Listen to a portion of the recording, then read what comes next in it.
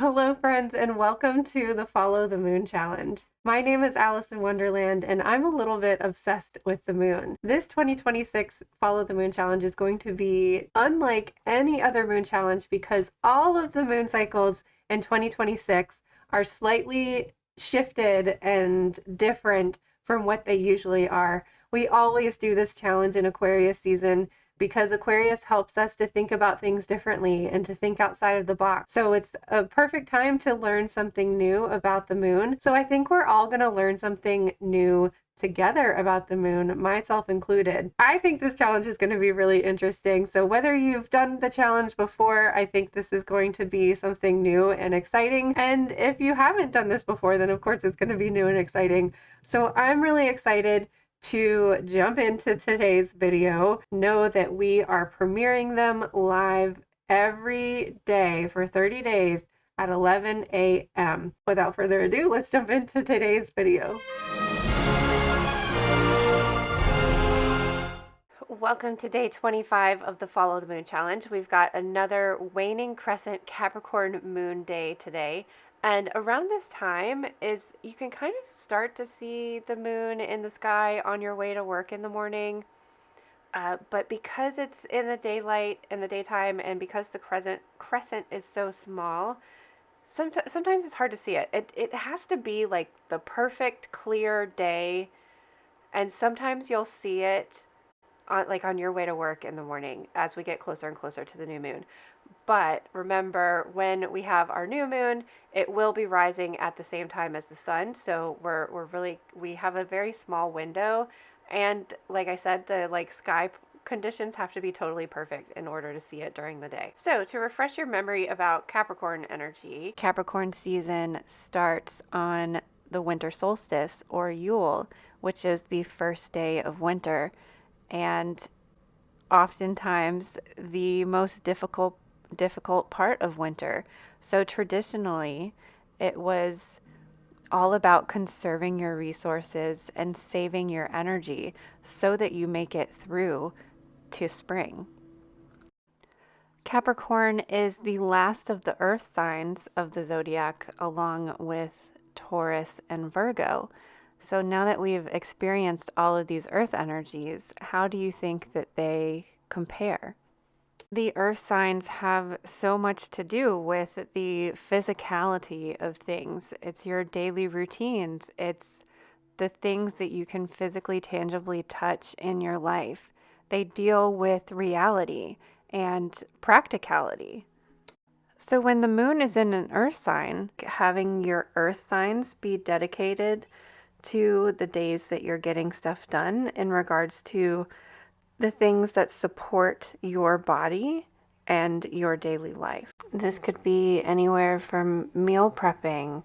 I always have to make sure that I have a smoothie in the refrigerator so I have something healthy to grab when I'm busy or in a rush. Make sure you have your mindfulness practices and your exercises planned out throughout the week, because you really will notice a difference between, especially with food affects our mood. And if you have an unstable mood and you're feeling erratic all the time, making sure that you have healthier options to choose from is going to be really important to your well-being, but also to being able to notice how you are affected by the moon and the astrological energy. If you're eating foods that are just throwing your nervous system out of whack, then you're not going to be able to be tracking accurately. That's also why we have that note section that's there for you in the mood tracker, so that you can write, oh, I had a lot of sugar today, or I didn't have time to eat, or you didn't sleep well the night before, because all of these things are going to have an impact on how you're feeling. In the book, The Astrological Guide to Self-Care by Constance Stellas, she says that Capricorn is one of the signs that has difficulty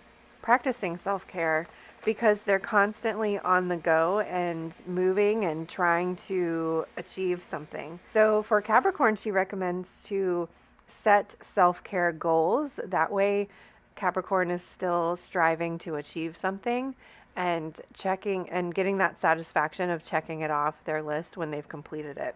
Aries is another sign that has trouble slowing down. The colors that we associate with Capricorn are the exact colors that you see here.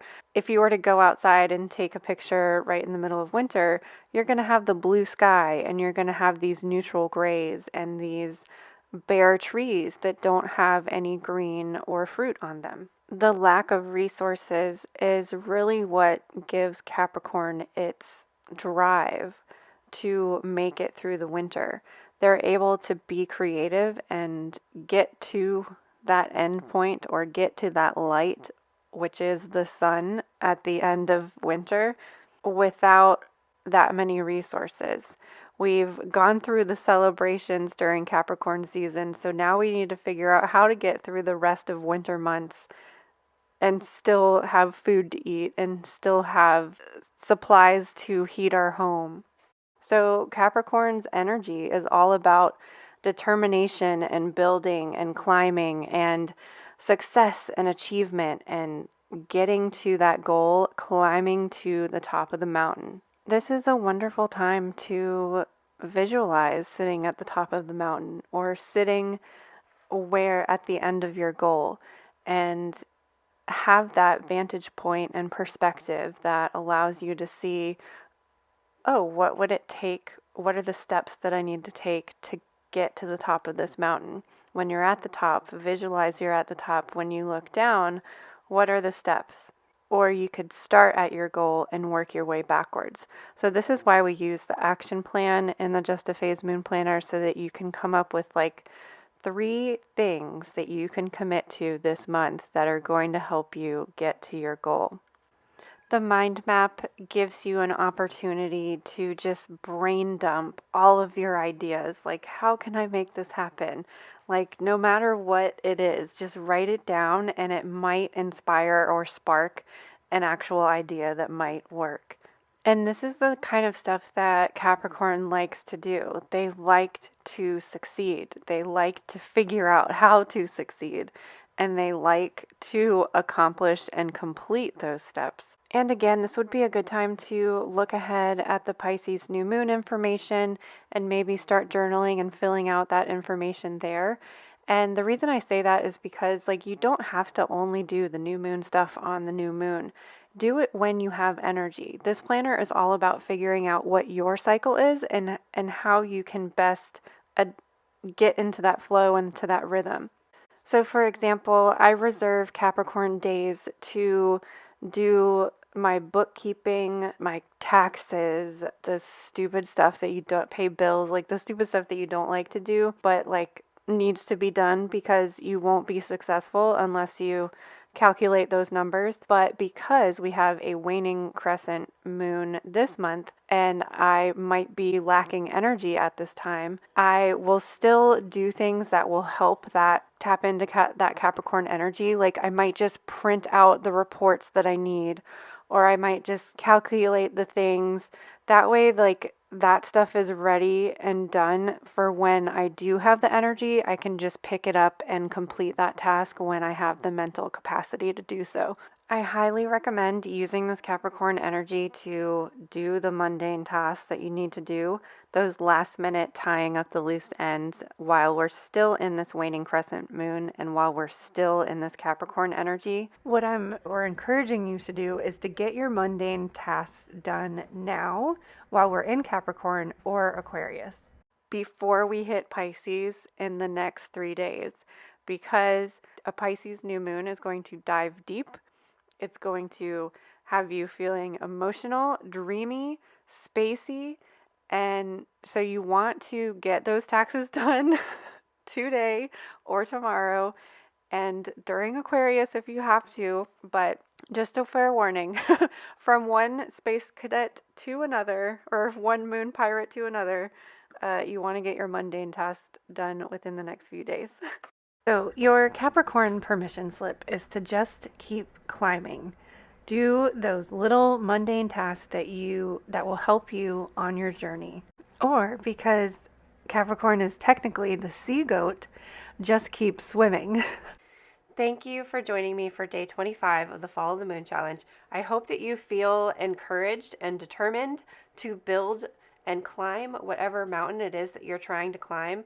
Again, even if this is just getting through the day, when we have our low energy and low light, waning crescent moon times, conserve your energy the best you can. This is what Capricorn is good at as well, conserving and rationing and allocating resources. So use this Capricorn energy to conserve your energy and figure out what you are capable of accomplishing today and getting those things accomplished. So we'll be in Capricorn energy all day today and part of tomorrow as well. But by the time our day 26's video premieres tomorrow at 11 a.m., we will almost be in the Aquarius energy officially, which will take us completely full circle from where we started this challenge with the Aquarius new moon.